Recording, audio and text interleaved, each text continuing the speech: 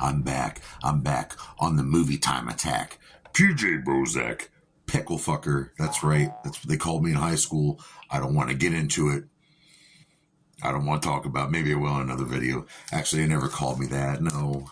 That was what's his name from Clerks 2. Fucking Rick Darris. Or wait, whatever. I can't keep up with the VUSQ universe. We're not even talking about that. We're talking about a real life fucking movie tonight. Based on real life events. Featuring the father of the atomic bomb. J. Robert Oppenheimer. That's right, we're going there.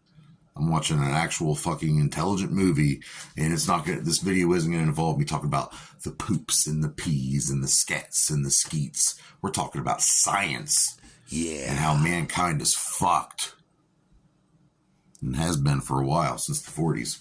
Oppenheimer from 2023. That's this year. This movie made millions. It saved lives, and it's about the freaking creation of the atomic bomb. World War II time. J. Robert Oppenheimer, one of the greatest minds of all time. He's up there with Albert Einstein, who's also in this movie. And he pretty much found a way to end all wars. A way to scare everyone. But doing so, he fucked us. We're all fucked. The F word. And this is written and directed by Christopher Nolan, who did the Dark Knight trilogy, who did Memento. He's done some great stuff. I wouldn't mind hanging out with him at a sushi bar and spilling a little ponzu sauce onto his foot as some Asian girl licks it off. Hey, it doesn't have to be an Asian girl. I mean, there's sushi bars that have non-Asian people working there. I'm not trying to start some shit. We're going to talk about Oppenheimer. And let's go through this mountain of stars. This movie has so many fucking cool celebrities in it. Some of them not so cool, but they're still talented. Whatevs. So we got Cillian Murphy playing J. Robert Oppenheimer. I think he looks like him. He sounds like him. He does a damn good job. We have Robert Downey Jr. Straws. He is just he's a motherfucker. Works for the government, the Atomic Energy Committee, and he is just I hate him. you will hate him too. But Robert Downey Jr. does a damn good job with Emily Blunt from London. She did the Jungle Cruise movie. She was in the that Quiet movie or Be Quiet. I didn't really like him. Sorry, it wasn't because of you, Emily Blunt. But she plays Kitty Catherine, Oppenheimer's wife, who's one of the many love interests in that motherfucker's life. Because Florence Pugh, who was in Midsommar, and she also plays in the Black Widow in the Hawkeye show in the Marvel Cinematic Universe. And I think she's a pretty cute chick, too. And very talented. She's just lovely. But she plays Jean Tatlock, who was involved in the Communist Committee and who's on and off lower with J. Robert Oppenheimer in it. And again, we have Matt Damon playing General Groves. And of course, had a big involvement. But I can't go through all the, I mean, here's all these people. Here's all the other people I can name off right now. David Dastmalchian, who I just named off in last week's movie time review. We had, Jason Clarke. I hate that guy, by the way. Kenneth Branagh, Gary Oldman playing Harry Truman. Of course, Gary Oldman is like the Clayface of Hollywood. He can pretty much do anyone.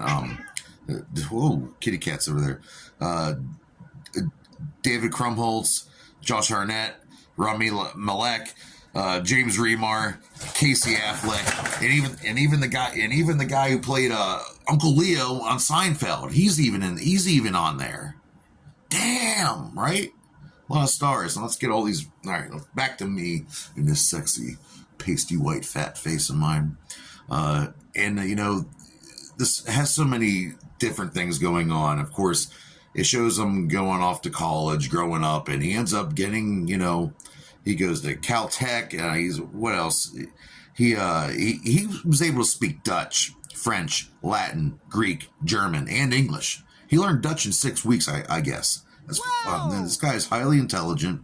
It's a beautiful film, too. There's a lot of sequences, a lot of symbolism. Ooh, subliminal messages in there. I like the raindrops at the beginning, and there's a sequence that shows the particles of the sun, the particles of life itself, existence itself, breaking down at a subatomic level. It kind of reminded me of that one episode of season 3, Twin Peaks. So I believe whoever did this, and the cinematography is by Hoyte van Hoytema, and I believe he watched Twin Peaks, and he's a David Lynch fan, just like PJ Scruffy Balls Bozak. So yeah, it's a beautiful movie. And of course, eventually he's friends with Einstein, and Einstein's trying to give him tips on things, and they're trying to come. It's World War II. All right, Hitler's around, and Oppenheimer, he's Jewish, so he's kind of taking offense to this. Of course, he wants to put an end to the war, but he's also friends with the communists, and that causes a big ruckus in Washington because of his affiliation with the communists. He's not necessarily a communist. He does support some of their views, but he's not fully a communist, which that causes a lot of problems. So just a great movie. I mean, just very well done. He gets signed up to the Manhattan Project, and then eventually they go to New Mexico, and yeah, shit gets real there. I mean, they do show the of course the test shoot, the big here's a gif of it right here. Everyone knows this. I don't know if this is right, but this is pretty much, it's not as mind-baffling as I thought it would. You'd figure a movie about a bomb would have a bigger, let's not get to that. It's all about the meaning. It's not so much about this explosion. It's the meaning and the sense of dread that's building up in Oppenheimer's body. Is this because he knows he's creating something that could potentially set fire to the entire atmosphere on the earth and kill all living life. It could get that bad, folks. And of course, Harry Truman uses the bomb, Nagasaki, Hiroshima, killing hundreds of thousands of people. And that, of course, even though Oppenheimer, he actually coined the phrase kiloton, and he got up to a megaton. But he felt a megaton of grief from what had happened in Nagasaki and Hiroshima. Of course, there's spies. There's this guy named Fuchs. They pronounce it Fuchs, but this spy named Fuchs, he fucks him over. There's a nice drunk scene in there. Like I said, Harry Truman is really well played by Gary Oldman.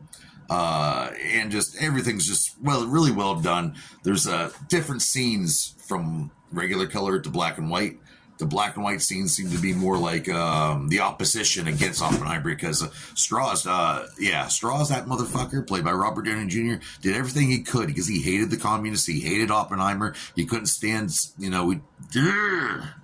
had a boner out for him. He wanted to fuck him in the hardest way by getting rid of all of his clearance, starting a freaking military trial that's not even technically legal, I believe. And eventually he got in trouble for the shit, though.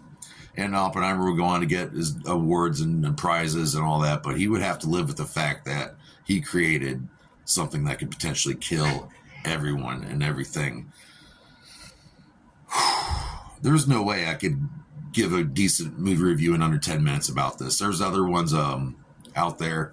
I'll put some down the links below. There's really good reviews about this movie, and there's documentaries about Oppenheimer. I recommend you go see that before you go see the movie. But it is 3 hours long. But Cillian Murphy's awesome. The cinematography is awesome.